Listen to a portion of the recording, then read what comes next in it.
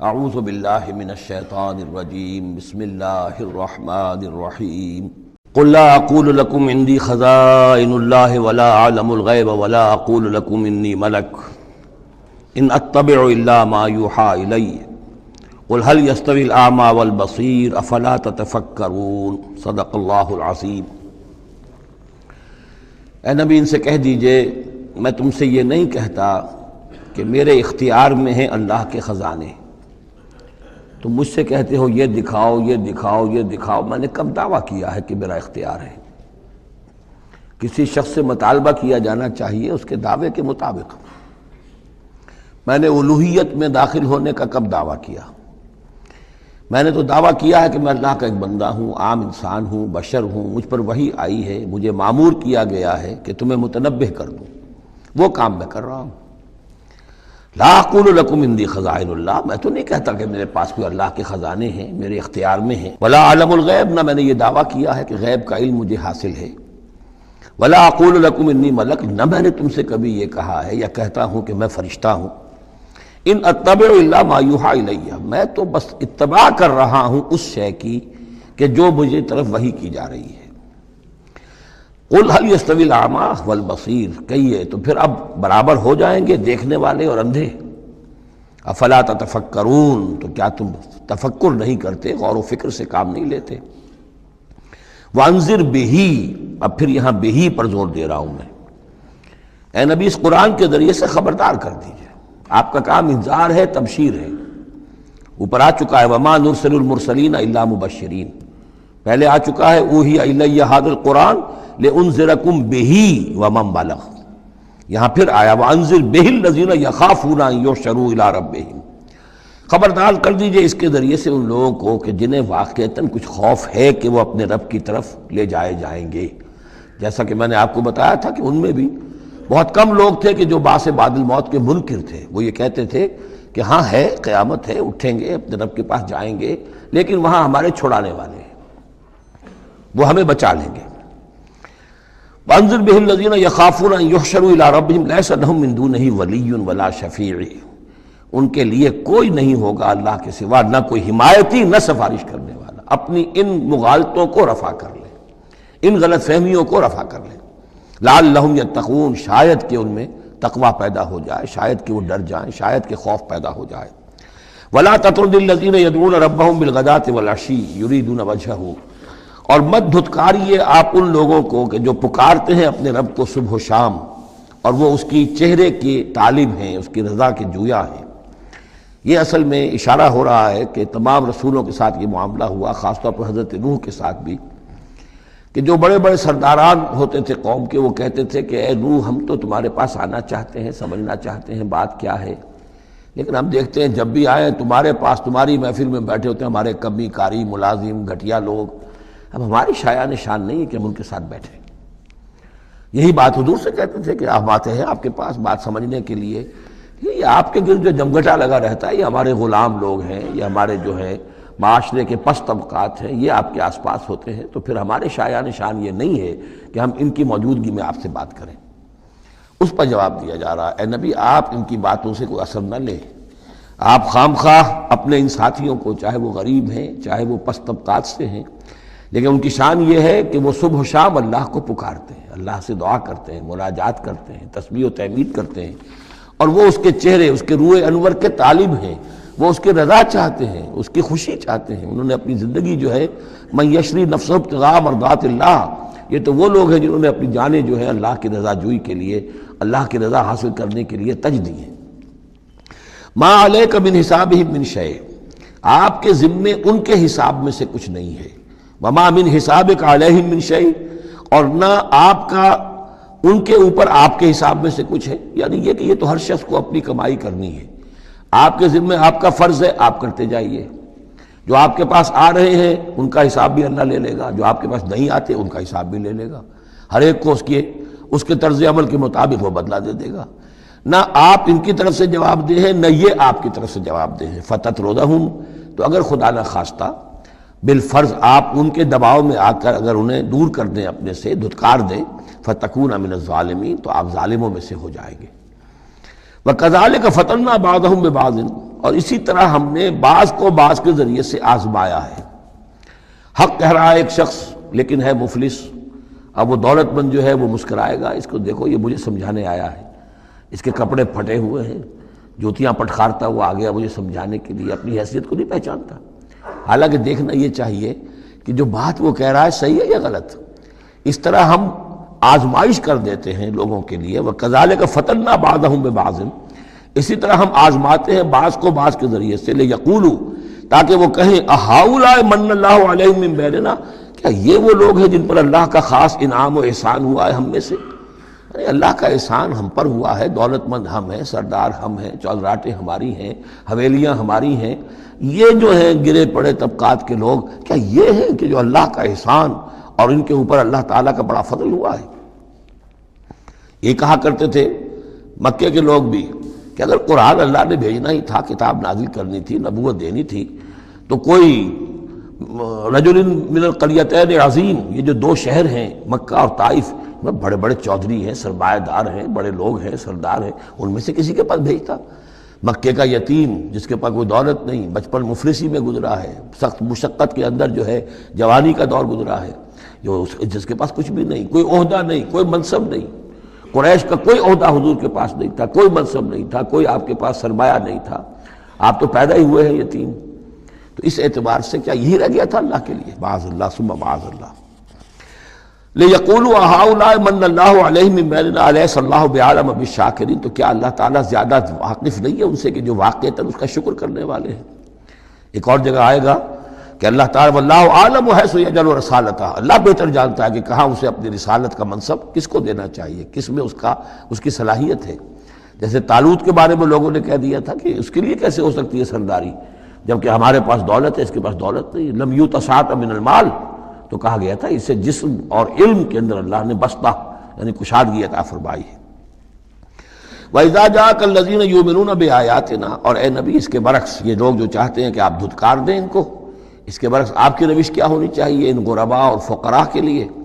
وَإِذَا جَاءَكَ الَّذِينَ يُؤْمِنُونَ بِآيَاتِنَا، جب آپ کے پاس آئیں وہ لوگ جو ہماری آیات پر ایمان رکھتے ہیں، فَقُلْ سَلَامٌ عَلَيْكُمْ، تو آپ ان کو سلام کہا کیجئے اور ان کو خوشخبری دیا کیجئے، کتب ربکم علی نفسہ الرحمہ، تمہارے رب نے اپنے اوپر رحمت کو لازم کر لیا ہے، اور تمہارے لیے خاص رحمت کا مظہر کیا ہے؟ انہ من عمل منکم سوءا بجہالۃ، کہ تم میں سے کوئی بھی اگر کسی وقت کوئی برے کام کا ارتکاب کر بیٹھے، جذبات میں آ کر، ناواقفیت سے، جہالت میں، ثم تاب من بعدہ، پھر اگر وہ فوراً توبہ کر لے گا، وہ اصلاح اور اصلاح کر لے گا، فانہ غفور الرحیم، تو اللہ تعالیٰ غفور الرحیم ہے۔ یہ تمہارے لیے مزید خوشخبری ہے، تہنیت اللہ کی طرف سے، قل سلام علیکم کتب ربکم علی نفسہ الرحمہ انہ من عمل منکم سوءا بجہالۃ ثم تاب من بعدہ واصلح فانہ غفور الرحیم۔ وکذالک نفصل الآیات، آگے محذوف ہے لفظ لیتفکروا بہا وَلِتَسْتَبِينَ سَبِيلُ الْمُجْرِمِينَ، اسی طرح ہم اپنی آیات کی تفصیل بیان کرتے ہیں تاکہ یہ لوگ ان پر غور کریں، تفکر کریں، اور جب غور کریں گے، تفکر کریں گے تو مجرموں کا راستہ ان کے سامنے کھل کر آ جائے گا کہ جس راستے پر ہم جا رہے ہیں وہ واقعتاً مجرموں کا راستہ ہے۔ قُلْ إِنِّي نُهِيتُ أَنْ أَعْبُدَ الَّذِينَ تَدْعُونَ مِن دُونِ اللَّهِ، کہہ دیجئے مجھے تو روک دیا گیا ہے ان کو پوجنے سے کہ جن کو تم پکارتے ہو اللہ کے سوا، یہ لات عزا منات ان کو میں نہیں پکار سکتا، مجھے روک دیا گیا ہے، مجھے تو حکم دیا گیا ہے لا تدعوا مع اللہ احدا، اللہ کے ساتھ کسی اور کو مت پکارو۔ قل لا اتبع اہواءکم، اور کہہ دیجئے ڈنکے کی چوٹ میں تمہاری خواہشات کی پیروی نہیں کر سکتا، قد ضللت اذن، اگر ایسا کروں گا تو میں خود گمراہ ہو جاؤں گا، وما انا من المہتدین، اور پھر نہ رہوں گا میں ہدایت والوں میں۔ قل انی علی بینۃ من ربی، اب اس کو ذرا نوٹ کر لیجئے، کہہ دیجئے کہ میں تو اپنے رب کی طرف سے ایک بڑی بینہ پر ہوں، میں جس راستے پر چل رہا ہوں روشن راستہ ہے، میں اس کا باطن بھی جانتا ہوں، اس کی حقیقت بھی مجھ پر منکشف ہے۔ اور یہ بینہ اصل میں کیا ہے، یہ جا کر آگے سورہ ہود میں یہ بات زیادہ کھلے گی کہ بینہ جو ہے وہ ایک عام انسان کے لیے دو چیزوں سے بنتی ہے، فطرت سلیمہ، جیسا کہ میں نے شروع میں عرض کیا تھا آپ سے، فطرت سلیمہ، عقل سلیم، اس سے انسان ایک حد تک آ گیا، پھر اللہ کی وحی جو آئی اس نے تصدیق کر دی، یہ بینہ بن گیا۔ اب اسی معنی میں پھر رسول اور پھر اللہ کی وحی مل کر بینہ بن جاتے ہیں، وہ لوگوں کے حق میں بینہ اور خود اپنے حق میں بینہ کیا ہے؟ آپ کی اپنی فطرت سلیمہ، عقل سلیم، اور اس پر پھر وحی کی توثیق، وحی نے آ کر ان کو اجاگر کر دیا، ان حقائق کو جن تک آپ اپنی عقل سلیم اور فطرت سلیمہ کی رہنمائی میں پہنچ چکے تھے۔ قل انی علی بینۃ من ربی، کہہ دیجئے میں کوئی اندھیرے میں ٹامک ٹوئیاں نہیں مار رہا ہوں، تم جو مجھ سے مطالبے کر رہے ہو، مجھ پر دباؤ ڈال رہے ہو، میں تو اپنے رب کی طرف سے بینہ پر ہوں۔ وَكَذَّبْتُمْ بِهِ، تم نے اسے جھٹلا دیا ہے۔ مَا عِندِي مَا تَسْتَعْجِلُونَ بِهِ، میرے پاس وہ شے موجود نہیں ہے جس کی تم جلدی مچا رہے ہو۔ وہ جلدی مچاتے تھے، لے آئیے عذاب، بہت سن چکے ہم، کان پک گئے سن سن کر ہمارے، عذاب آئے گا، عذاب آئے گا، عذاب کہاں ہے؟ وہ عذاب کہاں رکا ہوا ہے؟ 10 برس ہو گئے، میرے پاس نہیں ہے، میرے اختیار میں نہیں ہے۔ وہ عذاب بھی آئے گا، اللہ کے فیصلے سے آئے گا، جب وہ چاہے گا آئے گا۔ ما عندی ما تستعجلون بھی، جس چیز کی تم جلدی مچا رہے ہو وہ میرے اختیار میں نہیں ہے۔ ان الحکم الا للہ، فیصلے کا اختیار کلیتاً اللہ کے ہاتھ میں ہے۔ یقص الحق، وہ حق بات بیان کر دیتا ہے، وہ خیر الفاصلین، اور وہ سب سے اچھا فیصلہ کرنے والا ہے۔ قل لو ان عندی ما تستعجلون به، اب اس میں وہ تلخی جو ہے وہ ظاہر ہو رہی ہے کہ تم جو تنگ آ گئے ہو میری باتیں سن سن کر، میرے اندر بھی تمہاری جانب سے بیزاری پیدا ہو چکی ہے۔ قل لو ان عندی ما تستعجلون به، کہہ دیجئے اگر میرے ہاتھ میں ہوتا، میرے اختیار میں ہوتا، میرے پاس ہوتا جس کی تم جلدی مچا رہے ہو، لقضی الامر بینی و بینکم، تو میرے اور تمہارے مابین کبھی کا فیصلہ طے ہو چکا ہوتا، میں تمہیں ابھی مزید مہلت نہ دیتا۔ تم اگر تمہارے کان پک گئے تو میں بھی تنگ آ چکا ہوں، میرے بھی اب جو ہے صبر کا پیمانہ جو ہے وہ ایک حد کو پہنچ چکا ہے۔ لقضی الامر بینی و بینکم، میرے اور تمہارے مابین کبھی کا فیصلہ چکا دیا گیا ہوتا۔ واللہ عالم بالظالمین، اللہ خوب واقف ہے ظالموں سے۔ وَعِندَهُ مَفَاتِحُ الْغَیب، اسی کے پاس ہے خزانے غیب کے۔ یہ مفاتح جو یہاں جمع آیا ہے تو مفتاح کہتے ہیں کنجی کو، اس کی جمع بھی ہے، اور مفتاح کہتے ہیں اس کو جس سے کھولا گیا، یعنی خزانہ۔ یہاں پر مفتاح کی جمع ہے یہ مفاتح۔ وَعِندَهُ مَفَاتِحُ الْغَیب، اسی کے پاس غیب کے سارے خزانے ہیں۔ لا يَعْلَمُهَا إِلَّا هُوَ، کوئی جانتا ہی نہیں ان کو سوائے اس کے۔ وَيَعْلَمُ مَا فِي الْبَرِّ وَالْبَحْرِ، اور وہ تو جانتا ہے جو کچھ خشکی میں ہے اور جو کچھ سمندر میں ہے۔ وَمَا تَسْقُطُ مِنْ وَرَقَةٍ إِلَّا يَعْلَمُهَا، اور نہیں گرتا کوئی ایک پتا بھی کسی درخت سے مگر اللہ کے علم میں ہوتا ہے۔ وَلَا حَبَّةٍ فِي ظُلُمَاتِ الْأَرْضِ وَلَا رَطْبٍ وَلَا يَابِسٍ، نہیں گرتا کوئی دانہ نہ زمین کی تاریکیوں میں، وہ دانہ گھستا ہے زمین کے اندر بیج کی شکل میں، ولا رطبن، نہ کوئی ہری چیز تر و تازہ، ولا یابس، نہ سوکھی چیز، الا فی کتاب مبین، ایک کتاب مبین میں سب کی سب موجود ہے۔ یہ کتاب مبین اللہ کا علم قدیم ہے، اللہ کا علم قدیم جس میں کہ ہر شے موجود ہے، ما کان و ما یکون، آن واحد کی طرح۔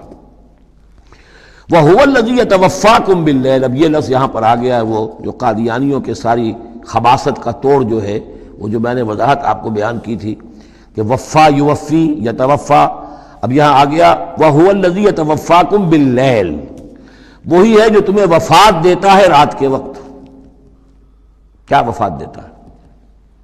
کیا انسان مر جاتا؟ نہیں، جان تو رہتی ہے، شعور نہیں رہتا۔ میں نے کہا تھا 3 چیزیں ہیں، جسم ہے، جان ہے، جان میں شعور ہے۔ بڑا پیارا ایک شعر ہے فارسی کا، جان نہاں در جسم او در جان نہاں، جسم کے اندر تو پنہا ہے جان، جان میں وہ پنہا ہے۔ 3 چیزیں ہو گئیں۔ یہاں اس شعر میں وہ سے مراد کچھ اور ہے، اس وقت میں اس پر نہیں جاؤں گا، لیکن 3 چیزیں سمجھ لیجئے۔ جان نہاں در جسم، جسم کے اندر جان پنہا ہے، او در جان نہاں، وہ جان میں نہاں ہے۔ اے نہاں اندر نہاں، اے جانے جان، یہ پھر کسی اور جگہ پر پڑھیں گے اس شعر کو انشاءاللہ۔ اب سمجھ لیجئے، ایک جسم ہے، جسم میں جان ہے، جان میں شعور ہے، اصل شے تو شعور ہے، لہذا نیند میں صرف شعور لے گئے، موت ہوئی تو شعور بھی لے گئے، جان بھی لے گئے، اور عیسیٰ کو لے گئے، شعور بھی لے گئے، جان بھی لے گئے، جسم بھی لے گئے۔ تو توفع جو ہے کل کا کل پورے طور پر ہوا ہے حضرت عیسیٰ علیہ السلام کا۔ ہمارا توفع یا توفی جو ہوتا ہے وہ تو ادھورا ہوتا ہے، جسم یہیں رہ جاتا ہے، جان اور شعور چلا جاتے ہیں، اور نیند میں شعور چلا گیا۔ وَهُوَ الَّذِي يَتَوَفَّاكُمْ بِاللَّيْلِ وَيَعْلَمُ مَا جَرَحْتُم بِالنَّهَارِ، وہی ہے جو تمہیں وفات دے دیتا ہے، قبضے میں لے لیتا ہے، يَتَوَفَّاكُم رات کے وقت، اور وہ جانتا ہے جو کچھ کہ تم کرتے ہو دن کے وقت۔ ثُمَّ يَبْعَثُكُمْ فِيهِ، پھر وہ دوبارہ اگلی صبح کو پھر تمہیں اٹھا دے گا۔ لیقضی اجل مسمی، تاکہ وہ تمہاری جو مہلت ہے وہ پوری ہو جائے۔ یعنی روزانہ ایک طرح سے ہم موت کی آغوش میں چلے جاتے ہیں۔ آدھی موت تو ہے، نیند کسے کہتے ہیں؟ آدھی موت ہے۔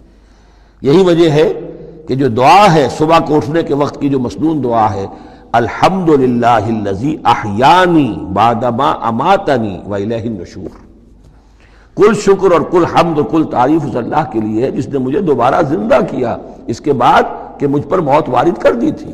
نیند جو ہے وہ موت کی بہن ہے، اور اسی طرح اٹھنا ہے اللہ کی طرف۔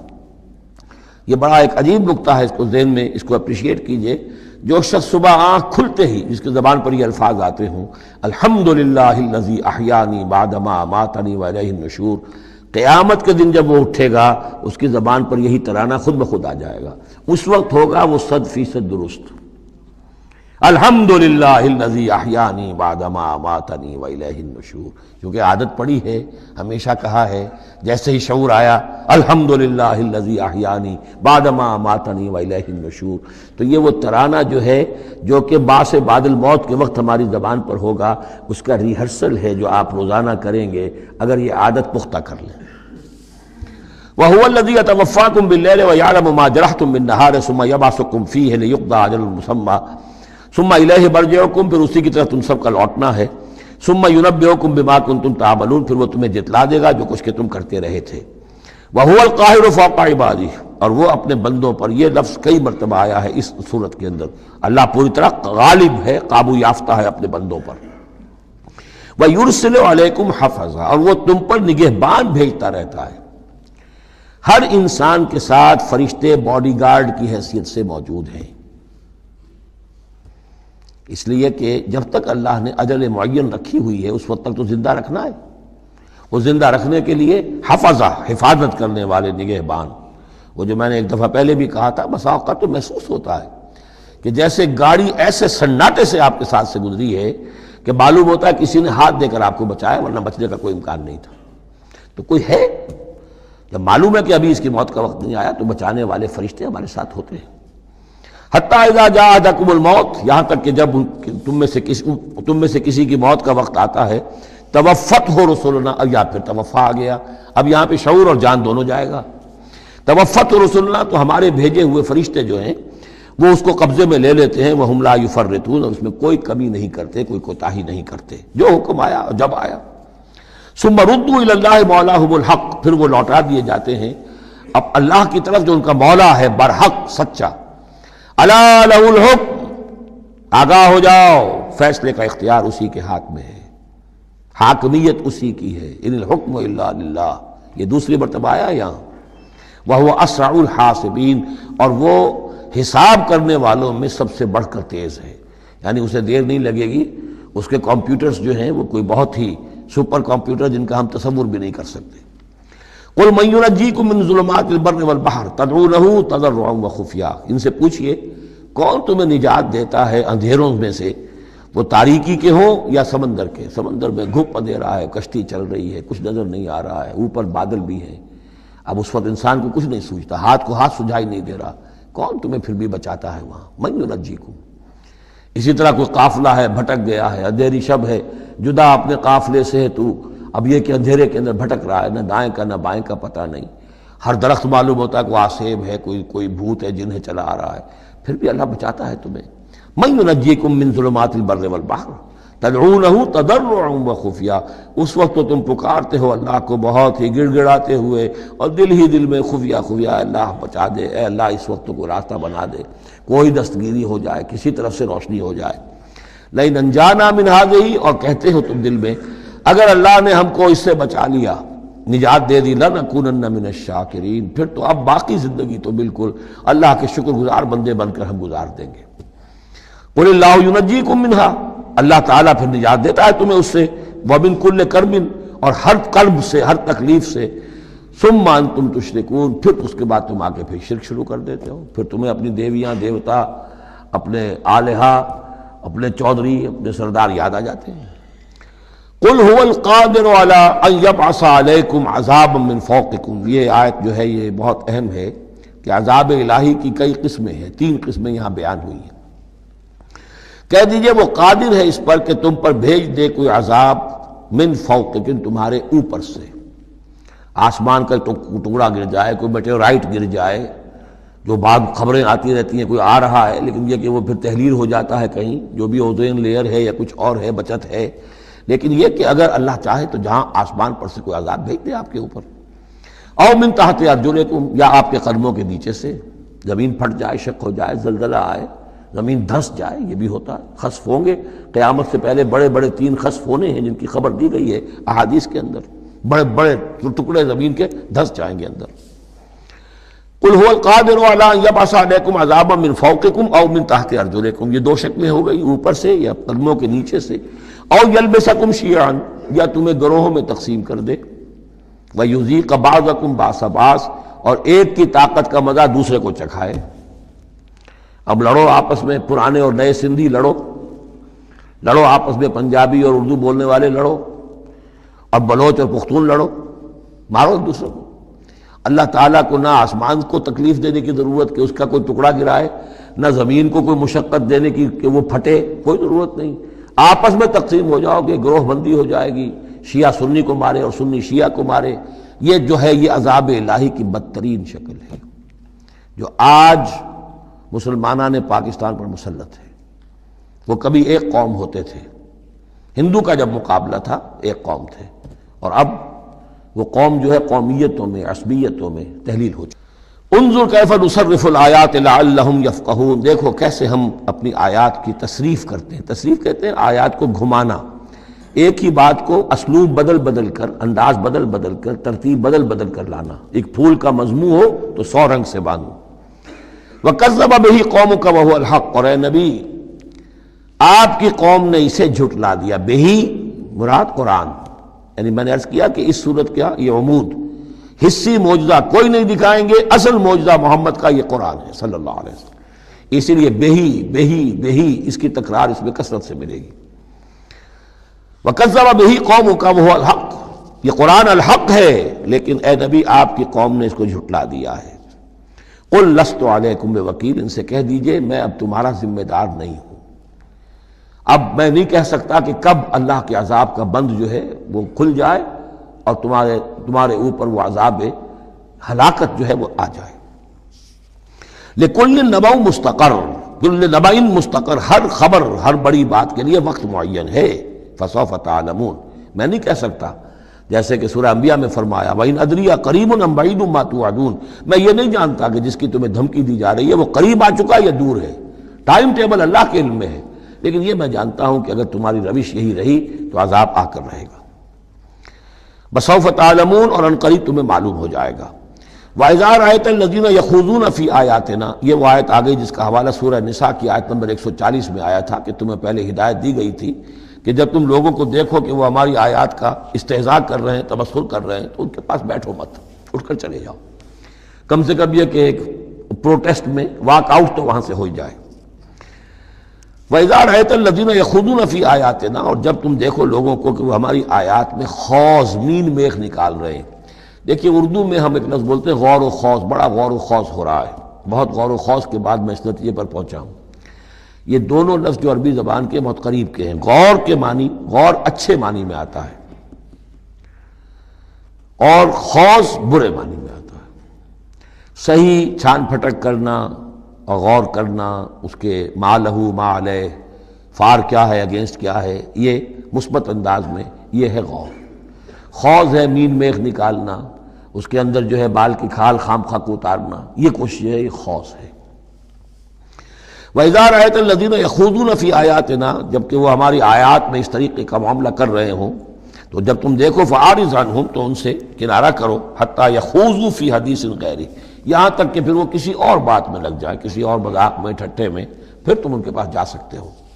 وَإِمَّا يُنْسِيَنَّكَ الشَّيْطَانُ فَلَا تَقْعُدْ بَعْدَ الذِّكْرَىٰ، اور اگر تمہیں شیطان بھلا دے، تم بیٹھے ہوئے تھے وہاں گفتگو شروع ہوئی، کچھ دیر تک تمہیں احساس نہیں ہوا کہ یہ تم اس کام میں لگ گئے ہیں، تو تمہیں یاد نہیں آیا، لیکن فلا تقعد بعد الذکر، جب یاد آ جائے تو مت بیٹھو ان کے ساتھ، مع القوم الظالمین، ان ظالموں کے ساتھ، پھر وہاں سے واک آؤٹ کرو احتجاجاً، اور پھر یہ البتہ منتظر رہو، چونکہ دعوت و تبلیغ کے لیے پھر تمہیں آنا ہے۔ تو قالوا سلاما، علیحدہ بھی ہو تو وہ لٹ مار کے نہ ہو، بلکہ یہ کہ اٹھو وہاں سے تو بڑی خوبصورتی کے ساتھ۔ وَمَا عَلَى الَّذِينَ يَتَّقُونَ مِنْ حِسَابِهِمْ مِنْ شَيْءٍ، اور یقیناً جو لوگ اللہ کی تقویٰ کی روش اختیار کرتے ہیں ان پر ان کے حساب کی کوئی ذمہ داری نہیں ہے، وَلَٰكِنْ ذِكْرَىٰ لَعَلَّهُمْ يَتَّقُونَ، لیکن یہ یاد دہانی ہے تاکہ وہ تقویٰ اختیار کریں۔ وَذَرِ الَّذِينَ اتَّخَذُوا دِينَهُمْ لَعِبًا وَلَهْوًا، اور چھوڑو ان کو، دفع کرو، نظر انداز کرو، ان سے آپ نظر پھیر لو کہ جنہوں نے اپنے دین کو کھیل اور کود بنا لیا ہے، کھیل، ہنسی مذاق، ٹھٹا۔ بہت سے لوگ اب بھی مل جائیں گے آپ کو دین کے معاملے میں کبھی سنجیدہ ہوتے ہی نہیں، دین کی بات اگر شروع ہوگی تو وہ اسے استہزاء میں، تمسخر میں، ٹٹ بٹس میں، اینیکڈوٹس میں، یہ واقعات یوں ہو گیا تھا، یہ ایسا تھا، اس میں اس کو جو ہے وہ بالکل ختم کر دیں گے۔ وَذَرِ الَّذِينَ اتَّخَذُوا دِينَهُمْ لَعِبًا وَلَهْوًا وَغَرَّتْهُمُ الْحَيَاةُ الدُّنْيَا، اور ان کو تو اصل میں دھوکے میں مبتلا کر دیا ہے دنیا کی زندگی نے، ساری توجہات ادھر ہیں، بھاگ دوڑ اس کے لیے ہے، زیادہ سے زیادہ کمانا ہے، مال جمع کرنا ہے، حلال سے ہو حرام سے ہو، ساز و سامان کی فکر پڑی ہوئی ہے۔ وَذَكِّرْ بِهِ، اب پھر بہی کو نوٹ کیجئے، تذکیر کیجئے، اس کے قرآن کے ذریعے سے تذکیر کیجئے، جیسے کہ سورہ قاف کی آخری آیت ہے فَذَكِّرْ بِالْقُرْآنِ مَنْ يَخَافُ وَعِيدٍ، قرآن کے ذریعے سے تذکیر کیجئے اس شخص کو کہ جس کے اندر کچھ خوف ہے اللہ کے وعدے کا اور اللہ کی وعید کا۔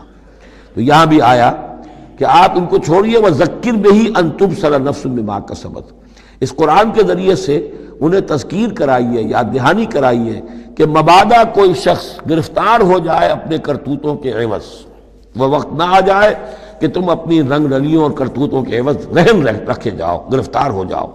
لیس لہا من دون اللہ ولی ولا شفیع، پھر اس کے لیے اللہ کے سوا کوئی نہیں ہوگا، یا اللہ کے مقابلے میں اللہ سے بچانے والا کوئی نہیں ہوگا، نہ کوئی ولی اور نہ شفیع۔ دیکھیے دوسری مرتبہ کیٹیگوریکل ڈینائل شفیع کی آیت الکرسی کے ضمن میں میں عرض کر چکا ہوں، بیشتر مقامات پر قرآن مجید میں کیٹیگوریکل ڈینائل ہے، کوئی شفاعت نہیں۔ البتہ ہے ایک شفاعت کا، ایک شفاعت حقہ کی ایک حیثیت ہے، اس کو سمجھنے کی ضرورت ہے، اس کی شرائط ہے، اس کی لیمٹس ہیں۔ اگر ان شرائط اور لمٹ سے آزاد کر دیں گے تو پھر یہ ہے کہ وہ شفاعت کا جو تصور ہے ایمان بالآخرت کی نفی کر دے گا، پھر کوئی فائدہ ہی نہیں، ڈر کا آئے گا۔ جب چھڑوانے والے ہیں جو چاہو کرو، جو بھی کچھ ہے، لیکن تیرے محبوب کی امت میں ہے، شرابی ہیں، زانی ہیں، بدماش ہیں، چور ہیں، ڈاکو ہیں، حرام خور ہیں، غبن کرتے ہیں، جو بھی کچھ ہے، لیکن تیرے محبوب کی امت میں ہے، تو اگر تو اسی پر کوئی معاملہ طے ہونا ہے تو خام خواہ کاہے کو آدمی ہاتھ روکے؟ بابر بعیش کوش کے عالم دوبارہ نیست، پھر تو جو عیش کر سکتے ہو کرو، جہاں ہاتھ پڑتا ہے کیوں روکتے ہو؟ پھر تو سیدھی سیدھی بات ہے۔ لیس لہا من دون اللہ ولی ولا شفیع وان تعدل کل عدل، یہ وہی عدل آ گیا، اور اگر فدیہ دینا چاہیں کل کا کل فدیہ، لا یؤخذ منہا، نہیں قبول کیا جائے گا۔ واتقوا یوما لا تجزی نفس عن نفس شیئا ولا يقبل منها شفاعۃ ولا یؤخذ منها عدل ولا هم ينصرون، جو یہ 2 مرتبہ سورہ بقرہ میں آ چکا ہے۔ اولئک الذین ابسلوا بما کسبوا، یہ لوگ تو اب گرفتار ہو چکے ہیں اپنی کرتوتوں کے عوض، اب یہ رہن ہے۔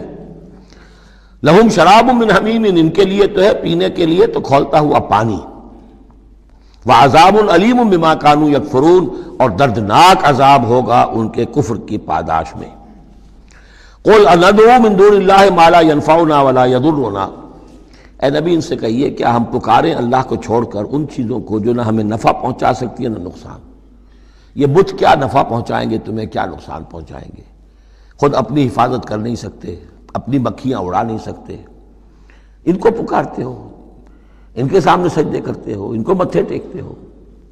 اندعو من دون اللہ ما لا ينفعنا ولا يضرنا، خیر بت کی بات تو ہو گئی بہت ہی واضح، باقی بھی اس کائنات کے اندر کوئی کسی کے لیے نہ خیر کے پر قدرت رکھتا ہے نہ شر پر، الا باللہ، لا حول ولا قوت الا باللہ۔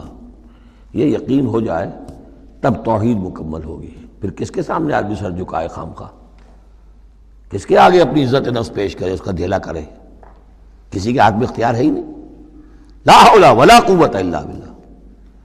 حدیث میں آیا ہے، حضرت عبداللہ ابن عباس کو مخاطب کر کے کہا ہے کہ نوجوان اس بات کو اچھی طرح جان لے، اگر تمام دنیا کے انسان مل کر چاہیں، اولکم و آخرکم و انسکم و جنکم، کہ تمہیں کوئی فائدہ پہنچا دیں، نہیں پہنچا سکتے جب تک کہ اللہ نہ چاہے۔ اور تمام انسان چاہے تمہیں کوئی نقصان پہنچا دیں، نہیں پہنچا سکتے جب تک اللہ نہ چاہے۔ تو پھر یک درگیر و محکم گیر پکارو اللہ کو، کسی اور کو پکارنے کا، کسی اور سے سوال کرنے کا، کسی اور سے ڈرنے کا، کسی اور سے التجائیں کرنے کا، کسی اور کا استغاثہ کرنے کا، دہائی دینے کا کیا فائدہ؟ قُلْ أَنَدْعُو مِن دُونِ اللَّهِ مَا لَا يَنفَعُنَا وَلَا يَضُرُّنَا وَنُرَدُّ عَلَىٰ أَعْقَابِنَا، اور ہم جو ہے اپنی ایڑیوں کے بل لوٹا دیے جائیں بعد اذ ہدانا اللہ، جبکہ ہمیں تو اللہ نے ہدایت دے دی ہے۔ کالذی استہوتہ الشیاطین فی الارض حیران، کیا اس طرح کے آدمی ہم بن جائیں کہ جن کو شیاطین نے، جنوں نے کسی جنگل میں بیابان میں اس کی مت مار دی ہو، راستہ بھلا دیا ہو، اب اسے کچھ نظر نہیں آ رہا۔ لہو اصحاب یدعونہ الی الہدی ائتنا، ہے اس کے ساتھی جو اس کو پکار رہے ہیں کہ آؤ ہماری طرف، ہدایت کی طرف آؤ، ہمارے پاس آؤ۔ قل ان ھدی اللہ ھو الھدی، یہ نقشہ کھینچ دیا گیا ہے جماعتی زندگی کی کتنی برکت ہے۔ آپ اکیلے ہو، کہیں بھٹک گئے ہو، تو پھر یہ کہ آپ کے لیے سیدھے راستے پر آنا بہت مشکل ہو جائے گا۔ جماعتی زندگی ہے، ساتھی ہیں، جس کو کہا ہے سورہ توبہ میں کونوا مع الصادقین، معیت اختیار کرو، رہو ساتھ سچوں کے۔ کسی وقت ہوتا ہے انسان کو کوئی ایسی آزمائش پیش آ گئی ہے، اس کا دماغ چکرا گیا ہے، گھوم گیا ہے، نہیں سمجھ میں آ رہا، راستہ نہیں نکل رہا، مشکل بڑی آ گئی ہے، ایک طرف حرام ہے لیکن یہ ہے کہ دباؤ کو بہت پڑ رہا ہے، گھر والوں کا پڑ رہا ہے، بچوں کا پڑ رہا ہے، بیوی کا پڑ رہا ہے، راستہ غلط ہے۔ اس میں یہ ہے کہ ایسے وقت میں بسا اوقات پھر اگر رفقا ہیں، ساتھی ہیں، آپ کے کامریڈز ہیں، آپ کے کولیگز ہیں، اس کے ساتھ وہ پکارتے ہیں، ساتھ ہاتھ جو ہے آپ کا تھام کر آپ کو سہارا دیتے ہیں۔ قل ان ھدی اللہ ھو الھدی، یقیناً ہدایت کہہ دیجئے اللہ ہی کی ہدایت اصل ہدایت ہے۔ وَأُمِرْنَا لِنُسْلِمَ لِرَبِّ الْعَالَمِينَ، اور ہمیں تو حکم یہ ہوا ہے کہ ہم تمام جہانوں کے پروردگار کی تابع داری اختیار کریں اور فرما برداری اختیار کریں۔ وَنَقِيمُ الصَّلَاةَ وَاتَّقُوهُ، اور یہ کہ نماز قائم کرو اور اس کا اللہ کا تقوی اختیار کرو۔ وَهُوَ الَّذِي إِلَيْهِ تُحْشَرُونَ، اور وہی ہے جس کی طرف کہ تمہیں جمع کر دیا جائے گا۔ وَهُوَ الَّذِي خَلَقَ السَّمَاوَاتِ وَالْأَرْضَ بِالْحَقِّ، اور وہی ہے جس نے آسمان اور زمین بنائے ہیں حق کے ساتھ۔ یہاں حق کے کیا معنی ہے؟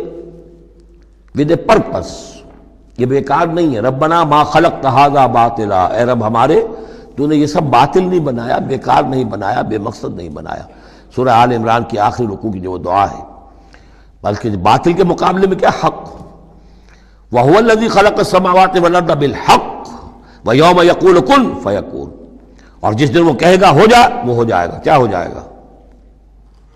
جب وہ چاہے گا اس کائنات کو لپیٹ بھی دے گا، اسی نے بنایا ہے حق کے ساتھ، اور اسی کے حکم سے لپٹ جائے گی۔ آگے چل کر آئے گا یوم نطوی السماء کطی السجل للکتب، جس دن کہ ہم تمام خلاؤں کو اور فضاؤں کو اور آسمانوں کو، ان سب کو ایسے لپیٹ دیں گے جیسے کہ تم کتابوں کا طومار لپیٹ لیتے ہو۔ والسماوات مطویات بیمینہ، تمام یہ خلا اور سما یہ سب اللہ کے داہنے ہاتھ میں لپٹے ہوئے ہوں گے۔ قولہ الحق، اس کا فرمانا ہی حق ہے۔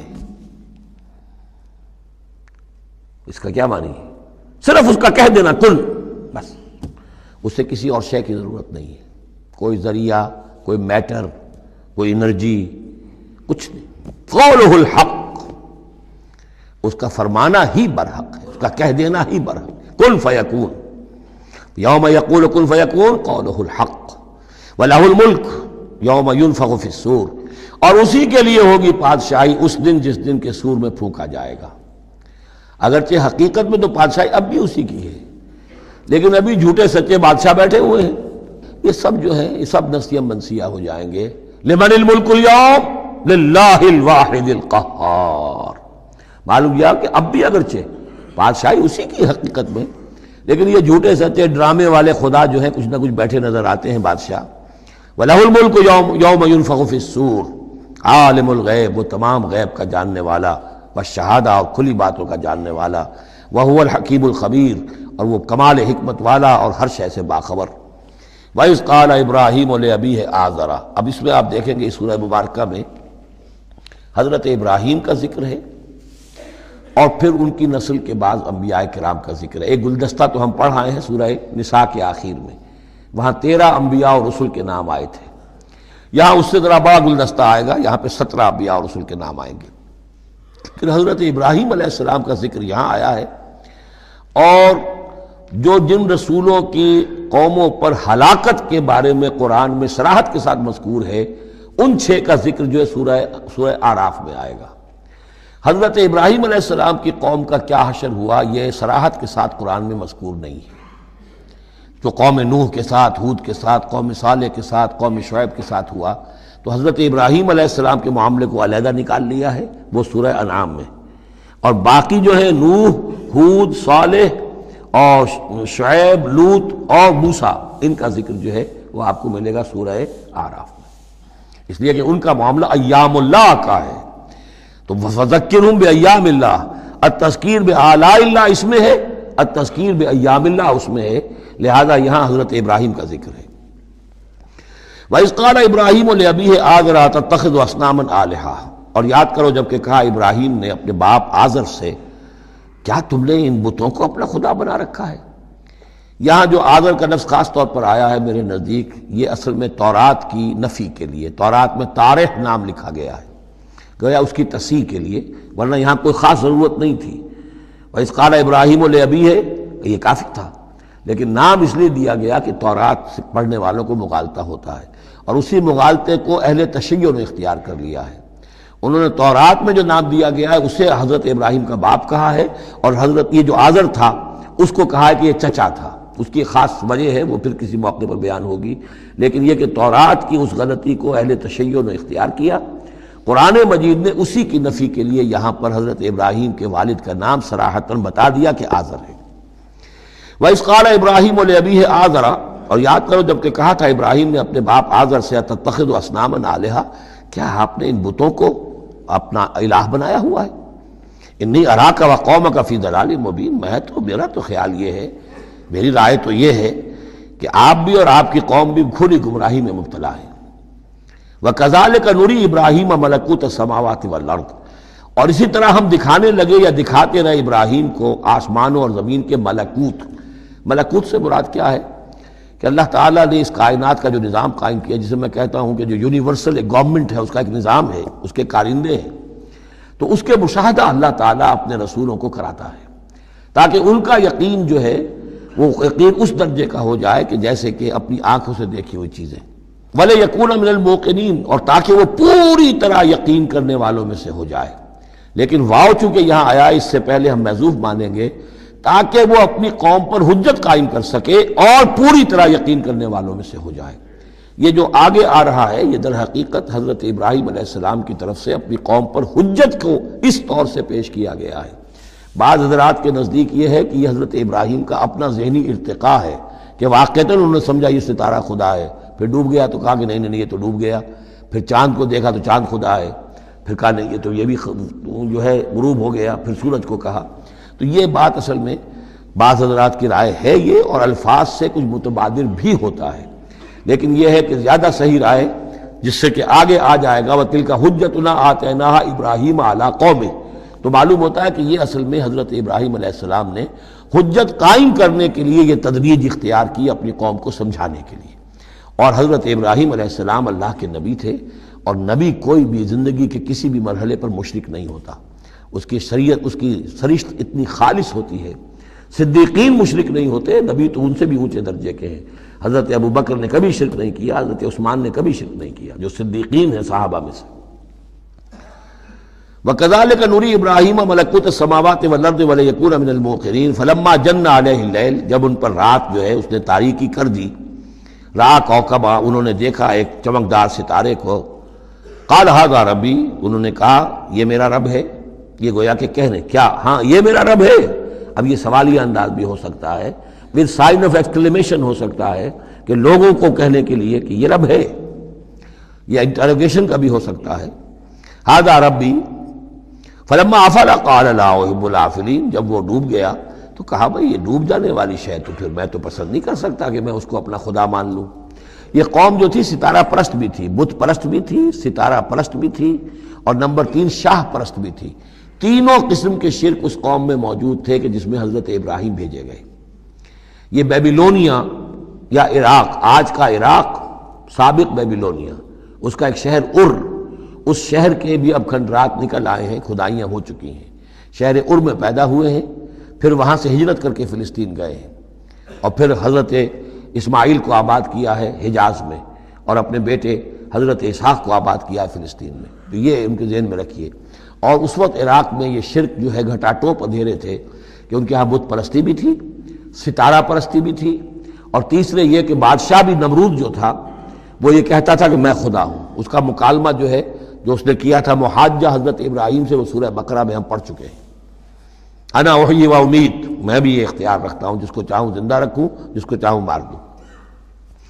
فلما رأى القمر بازغا، جب انہوں نے دیکھا چاند چمکتا ہوا، قال ھذا ربی، کہا ہاں یہ معلوم ہوتا ہے کہ یہ ہے رب۔ فلما افل قال لئن لم يهدني ربی، جب وہ بھی ڈوب گیا، غائب ہو گیا، تو انہوں نے کہا کہ اگر میرے رب نے مجھے ہدایت نہ دی تو پھر میں تو قوم ضالین میں سے ہو جاؤں گا۔ گویا کہ ابھی یہ الفاظ ہیں کہ جن سے اشارہ ہوتا ہے کہ شاید ابھی ان کا اپنا ذہنی اور فکری ارتقاء ہو رہا ہے۔ میں نے کہا تھا کہ الفاظ سے متبادر ہوتا ہے، لیکن یہ کہ ان دونوں چیزوں کو، دونوں سائڈز کو ناپ تول کر جو رائے بنتی ہے وہ دوسری ہے۔ فلما رأى الشمس بازغة، جب دیکھا سورج بہت چمکدار، قال ھذا ربی ھذا اکبر، تو فرمایا ہاں یہ ہے رب، یہ سب سے بڑا ہے۔ فلما افلت، جب وہ بھی ڈوب گیا، قال یا قوم انی بریء مما تشرکون، انہوں نے کہا اے میری قوم کے لوگوں، میں تو بری ہوں، اعلان برات کرتا ہوں ان سب سے جنہیں تم شریک ٹھہرا رہے ہو۔ انی وجہت وجہی للذی فطر السماوات والارض حنیفا، میں نے تو اپنا رخ کر لیا ہے، اپنا چہرہ جو ہے ادھر کر لیا ہے اس ہستی کی طرف جس نے آسمانوں اور زمین کو بنایا، یکسو ہو کر، وما انا من المشرکین، اور میں مشرکوں میں سے نہیں ہوں۔ وحاجہ قومہ، اب اس پر محاجہ کیا ان سے ان کی قوم نے، وہ حجت بازی شروع کر دی، یہ تم نے کیا کہہ دیا؟ سارے دیویوں کی نفی کر دی، سارے ستاروں کی نفی کر دی، ہر چیز کی نفی کر دی، اب تم پر مار پڑے گی فلاں دیوی کی اور فلاں ستارے کی نحوست جو ہے اس کا تم نے انکار کیا، تیار ہو جاؤ، اب تمہارے اوپر شامت آئے گی۔ قال تحاجونی فی اللہ وقد ہدان، انہوں نے فرمایا مجھ سے محاجہ کر رہے، حجت بازو کر رہے اللہ کے بارے میں، جبکہ اس نے تو مجھے ہدایت دے دی ہے، مجھے تو اللہ نے ہدایت دی ہے۔ ولا اخاف ما تشرکون بہ، اور مجھے کوئی خوف نہیں ان ہستیوں کا جنہیں تم شریک ٹھہرا رہے ہو، مجھے کوئی خوف نہیں۔ الا یشاء ربی شیئا، ہاں اللہ کو چاہے میرے ساتھ کہ کوئی تکلیف مجھے آ جائے، کوئی آزمائش آ جائے تو ٹھیک ہے، میرا رب ہے، لیکن مجھے کوئی کسی کا ڈر نہیں، نہ تمہارے کسی دیوی کا، نہ دیوتا کا، نہ کسی ستارے کی نحوست کا، اور نہ کسی اور کا۔ لا اخاف ما تشرکون بہ، تم جس کا مجھے ڈراوا دے رہے ہو، مجھے ان میں سے کسی کا کوئی خوف نہیں۔ الا یشاء ربی شیئا، اللہ یہ کہ میرا رب میرے لیے کچھ چاہے جو چاہے۔ وسع ربی کل شیء علما، یقیناً میرا رب جو ہے وہ تو ہر شے کے علم کے اعتبار سے احاطہ کیے ہوئے ہے۔ افلا تتذکرون، تو کیا تم عقل سے کام نہیں لیتے، تم نہیں سوچتے، نصیحت اخذ نہیں کرتے؟ وکیف اخاف ما اشرکتم، میں کیسے ڈروں ان سے جنہیں تم نے شریک ٹھہرا رکھا ہے۔ ولا تخافون انکم اشرکتم باللہ، جبکہ تم نہیں ڈرتے کہ تم نے اللہ کے ساتھ شریک ٹھہرا دیے۔ ما لم ينزل به علیکم سلطانا، اور ان ہستیوں کو شریک ٹھہرا دیا ہے جن کے لیے کہ اللہ نے کوئی سلطان، کوئی سند نہیں اتاری۔ ہاں اللہ نے اپنی کتابوں میں کوئی سند اتاری ہوتی، عقل انسانی میں اس کی کوئی بنیاد ہوتی تو کوئی بات بھی ہوتی، نہ عقل میں، نہ فطرت میں، نہ کسی آسمانی کتاب میں کسی معبود کے لیے کوئی گنجائش کہیں ہے ہی نہیں۔ وَكَيْفَ أَخَافُ مَا أَشْرَكْتُمْ وَلَا تَخَافُونَ أَنَّكُمْ أَشْرَكْتُمْ بِاللَّهِ مَا لَمْ يُنَزِّلْ بِهِ عَلَيْكُمْ سُلْطَانًا فَأَيُّ الْفَرِيقَيْنِ أَحَقُّ بِالْأَمْنِ إِن كُنتُمْ تَعْلَمُونَ، تو اگر تم علم رکھتے ہو تو بتاؤ دونوں فریقین میں سے، یعنی ایک موحد ہے، ایک اللہ واحد پر ایمان رکھتا ہے، ساری قوت اس کے ہاتھ میں، سارا اقتدار اس کا ہے، ہر شے اس کے قبضہ قدرت میں۔ ایک وہ ہیں کہ جو اس کو ماننے کے ساتھ ساتھ کچھ اور چھوٹے دیوی دیوتا سینکڑوں جو ہیں وہ ان کو بھی مانتے ہیں۔ امن اور چین اور سکون کس کو میسر آئے گا؟ قلبی چین، روحانی اطمینان اور سکون۔ ای الفریقین احق بالامن، ان دونوں میں سے موحدین اور مشرکین میں سے امن، سکون، اطمینان، چین اور راحت کا کون زیادہ حقدار ہے؟ بتاؤ اگر تم جانتے ہو۔ اور اس کا جواب خود دیا، الذین آمنوا ولم یلبسوا ایمانہم بظلم، یقیناً وہ لوگ جو ایمان لائیں اور اپنے ایمان پر کسی طرح کے شرک کی آلودگی نہ ہونے دے۔ یہاں لفظ ظلم آیا ہے، ظلم کسی چھوٹے گناہ کو بھی کہہ سکتے ہیں، اسی لیے اس پر صحابہ گھبرا گئے تھے کہ حضور کون شخص ہوگا کہ جس نے کبھی کوئی ظلم نہ کیا ہو، اور نہیں تو اپنے اوپر ظلم کرتا ہے آدمی، کسی پر ظلم کرتا ہے۔ تو اس کا تو مطلب ہے کوئی شخص بھی یہ جو مقام ہے جو یہاں بیان کیا جا رہا ہے اس کا جو سزاوار اور اس کا حقدار نہیں ہو سکتا۔ آپ نے فرمایا نہیں، یہاں ظلم سے مراد شرک ہے۔ پھر آپ نے سورہ لقمان کی آیت پڑھی، اس میں فرمایا کہ ان الشرک لظلم عظیم، وَإِذْ قَالَ لُقْمَانُ لِابْنِهِ یا بنی لا تشرک باللہ ان الشرک لظلم عظیم، یہاں پر ظلم سے مراد شرک ہے، یعنی ایمان ایسا ہو کہ جو شرک کی ہر آلودگی سے پاک ہو۔ میں یہاں پھر تذکرہ کیے دیتا ہوں، شروع میں بھی عرض کیا تھا شرک کسے کہتے ہیں، شرک کی قسمیں کون کون سی ہیں، کون کون سے بھیس بدل کر یہ شرک آتا ہے۔ باہر رنگے کے خواہی جامہ می پوش، من اندازے قدت را می شناسم، تم چاہے کسی بھی رنگ کا لباس پہن کے آ جاؤ، میں تمہیں تمہارے قد سے پہچان لوں گا۔ تو قد سے پہچاننا جو ہے شرک کا آسان نہیں ہے، بھیس بدلتا ہے یہ، اس کے لیے ضروری ہے۔ اور آج کے دور میں شرک کس کس شکل میں موجود ہے اس کا سمجھنا بہت اہم ہے۔ اس موضوع پر میرے 6 گھنٹے کے کیسٹس موجود ہیں۔ الذین آمنوا ولم یلبسوا ایمانہم بظلم، یقیناً وہ لوگ جو ایمان لائے اور جنہوں نے اپنے ایمان میں کسی بھی نوع کے شرک کی آمیزش نہ ہونے دی، اولئک لہم الامن وہم مہتدون، ان کے لیے ہے امن اور وہی ہوں گے راہیاب۔ یہ امن اور ایمان اور اسلام اور سلامتی کا جو آپس میں تعلق ہے لفظی اعتبار سے، وہ اس دعا میں بہت نمایاں ہو جاتا ہے کہ جو حضور ہر نیا جو چاند دیکھتے تھے ہر مہینے کا، جو دعا مانگتے تھے، اللہم اہلہ علینا بالامن والایمان والسلامت والاسلام، اے اللہ یہ مہینہ جو شروع ہو رہا ہے اس نئے چاند کے ساتھ، ہلال کے ساتھ، اسے ہم پر طلوع فرما امن اور ایمان کے ساتھ اور سلامتی اور اسلام کے ساتھ۔ تو یہ بڑا گہرا ربط ہے ان الفاظ کے اندر۔ میرا چھوٹا سا کتابچہ ہے قرآن اور امن عالم، آج سے شاید کوئی میں سمجھتا ہوں کہ 30-32 سال پہلے کی تقریر تھی میری، لیکن وہ ان موضوعات پر میں سمجھتا ہوں کہ بہت مختصر لیکن بہت مفید ہے۔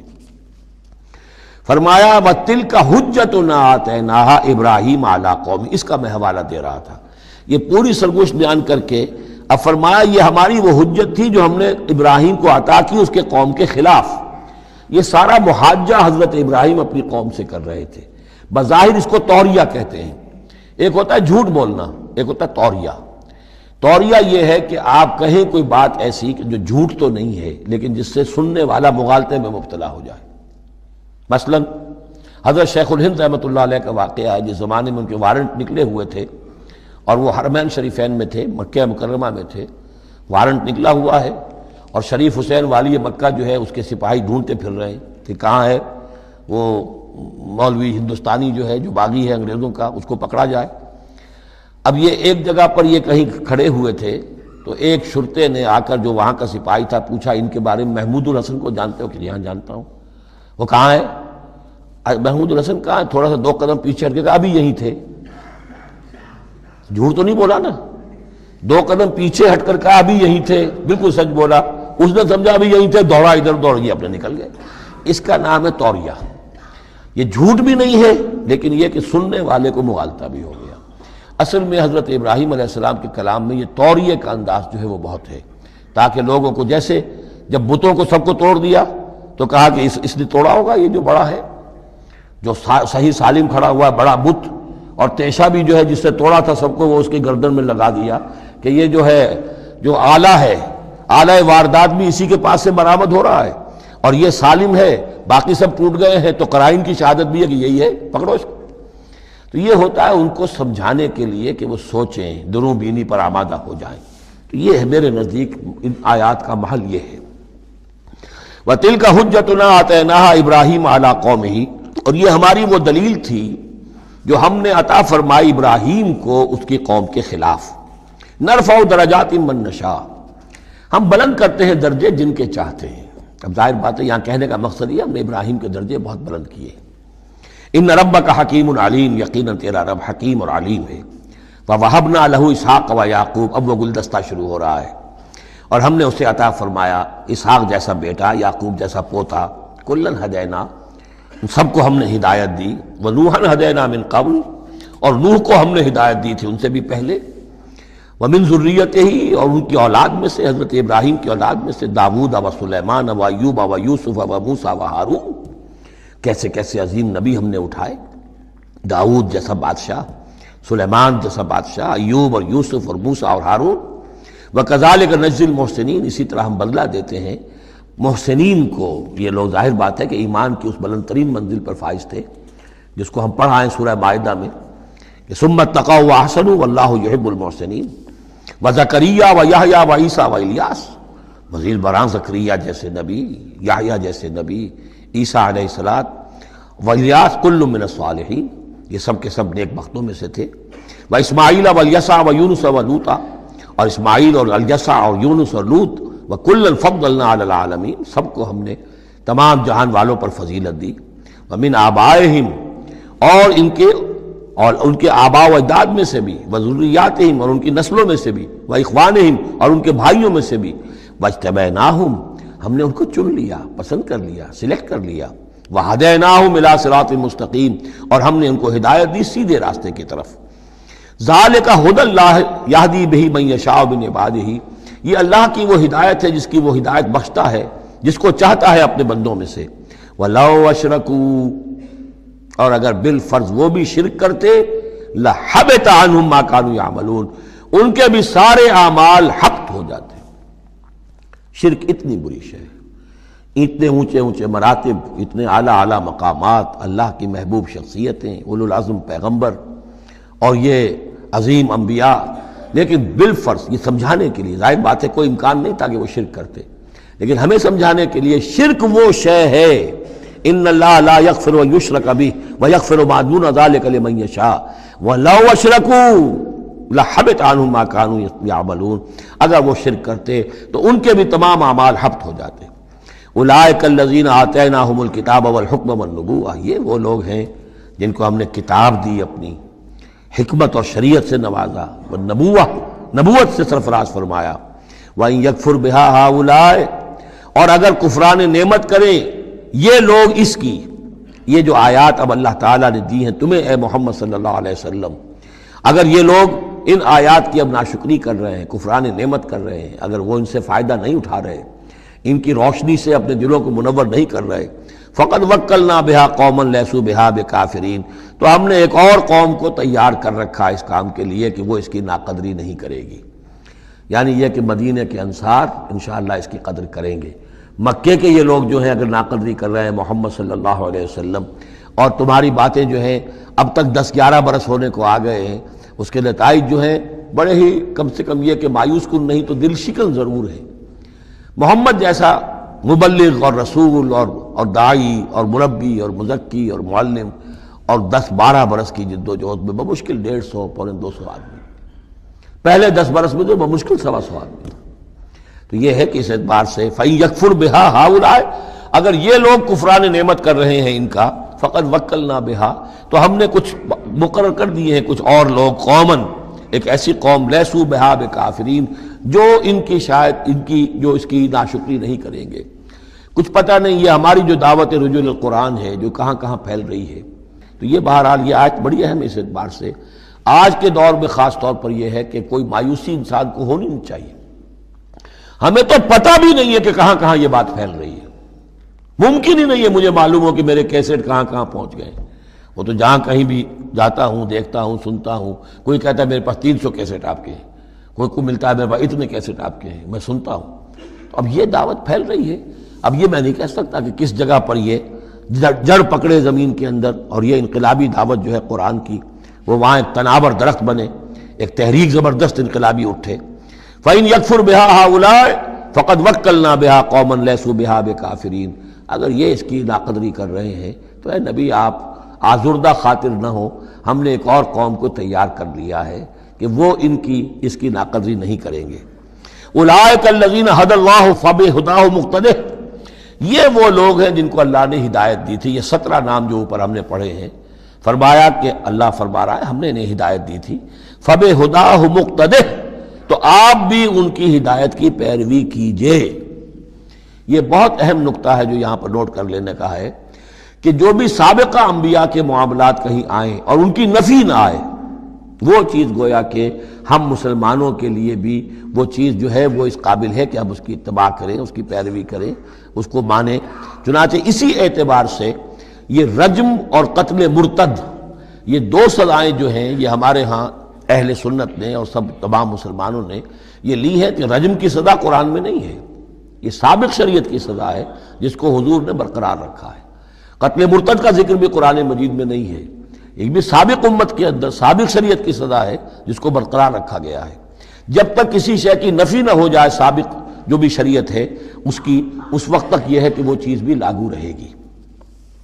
فرمایا اولئک الذین ھدی اللہ فبہداہ مقتدہ قل لا اسألکم علیہ اجرا، اور کہہ دیجئے کہ میں تم سے اس پر کسی اجر کا طالب نہیں ہوں، میں نے تم سے کوئی محنتانہ کبھی طلب نہیں کیا، تم سے کوئی معاوضہ نہیں مانگا۔ ان ہوا الا ذکریٰ للعالمین، یہ نہیں ہے مگر تمام جہان والوں کے لیے یاد دہانی ہے، نصیحت ہے۔ جو چاہے اس سے کسب فیض کرے، جو چاہے اس سے نور حاصل کرے، جو چاہے اس سے صحیح صراط مستقیم تک کی رہنمائی اخذ کر لے، یہ تو اللہ تعالیٰ کی طرف سے ایک صدقہ جاریہ ہے۔ ان ہوا الا ذکریٰ للعالمین، یاد دہانی اور نصیحت ہے تمام جہان والوں کے لیے۔ بارک اللہ لی ولکم فی القرآن العظیم ونفعنی وإیاکم بالآیات والذکر الحکیم۔